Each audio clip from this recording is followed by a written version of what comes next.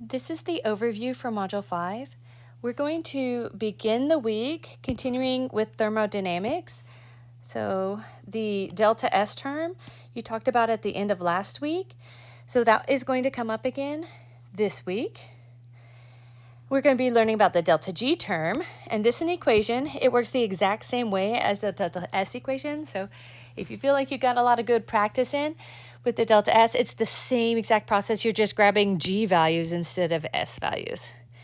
Then there's another equation you're going to learn. This is called the Gibbs free energy equation right here. It's that one, and it's a big deal. Like, I don't know, it comes up in future chemistries, and it's related to determining if something's spontaneous.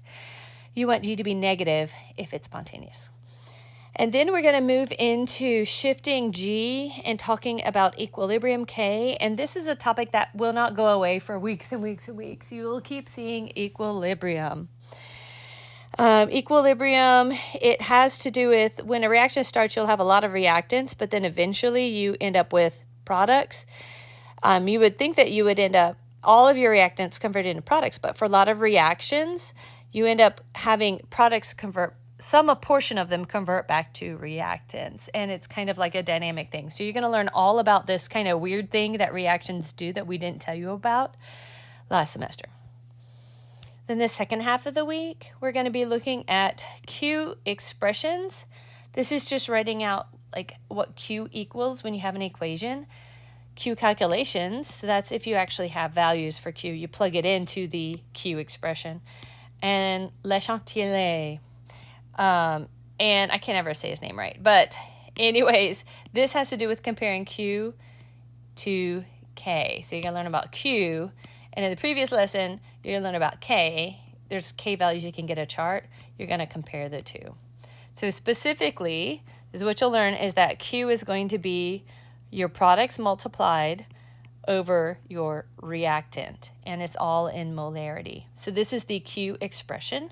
And again, the Q calculation, that's just when you have actual numbers that are given to you and you plug it in. So that part's not too hard, it's just plug it in. And then this last one has to do with how you can shift an equilibrium, and you'll learn about how if you decrease either concentration or heat, that will make it shift towards what you decrease. So whichever side you decrease it on, it'll shift that direction. And then same here, if you increase, it'll shift away from what you increased. So you'll learn about that. And finally, this is the Q and the K comparison. You're going to actually set it up, and you're going to figure out, like, if you have this set up, then it increases to products. This one, it shifts back to making reactants. And that's the week for this week. Again, these concepts of this comes up again way ahead in chapter or module 10. This is going to come up again, and I can show you that. And then this setting up things that look like this, we're going to switch to talking about K, but it's going to continue to come up for weeks and weeks and weeks. See, manipulating K. And then let me show you in module 10 over here. Do you see? Q versus K. So that one is coming back like in a while.